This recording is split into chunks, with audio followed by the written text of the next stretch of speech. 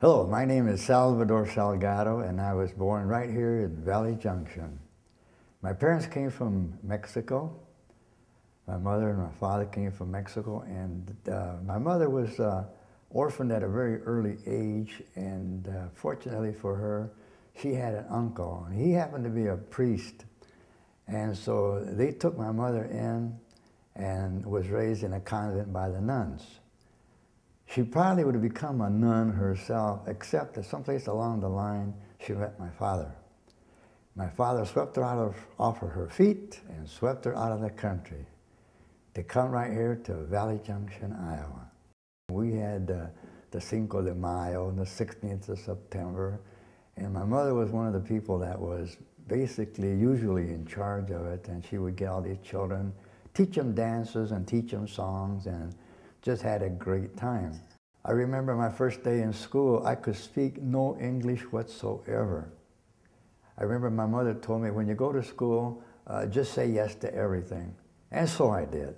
No matter what they said, I said yes, you know. And my first day in school, at about 10 o'clock in the morning, the bell rang. It was for recess. And I thought, yippee, you know, it's time to go home. So I just went on home. And I found out later that's not what you do. The community was really a village or a community, as they say. The people worked together, they got along together. They were all here for the same purpose. They could speak little or no English, and so they helped each other an awful lot.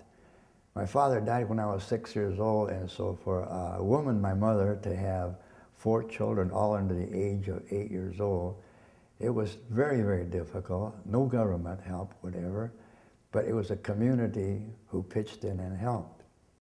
My house where I lived in was a 2-story wood frame, and it was just only about 35 or 40 yards just south of the railroad tracks. So I remember when the trains go by, the freight trains, the passenger trains go by, the whole house would shake, the windows would rattle, and we just didn't even notice it.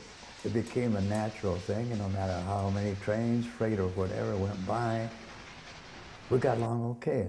Weather, in the evenings, we would sit beside the house and watch the trains as they went by. We noticed people sitting in the dining room, cars, that they were eating and looking out, and we would fantasize as to where are these people going? They're going to California, they're going to Colorado. We fantasized and dreamt about what we would do if we were out there. But that's what we would do on a Saturday afternoon or in the evenings, watch the trains as they went by.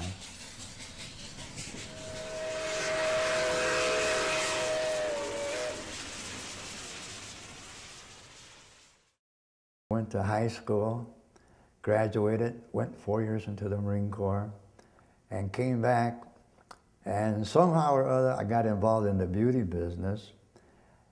And the first salon I ever had was right here in Valley Junction. In fact, it was on the corner of 4th and Vine. And at that time, that building, it was Yost's grocery store. But that's where I first started in the beauty business, right here in West Des Moines, where I was born. In learning to live as a community, helping each other in every way possible, I feel very strongly that that gave me a direction. It gave me a clarity, a vision of how to achieve some degree of success. I was very fortunate. I went on to have a beauty school. I had 4 salons at one time. I was able to go on the Mary Jane Shin show on television. She called me one day and wanted to know if I wanted to help her out with a show called The New You, doing makeovers long before Oprah Winfrey even thought about it. So she said, we'll do a couple of shows and see what happens. Well, those 2 shows actually wound up being 8 years. 8 years of fun. And I was still, in the back of my mind, I was still a small-time kid, and the values that I had for my mother, my families, friends, it still came through when I needed it. And so I feel like I owe an awful lot to Valley Junction because that was my roots, and I'm proud of it.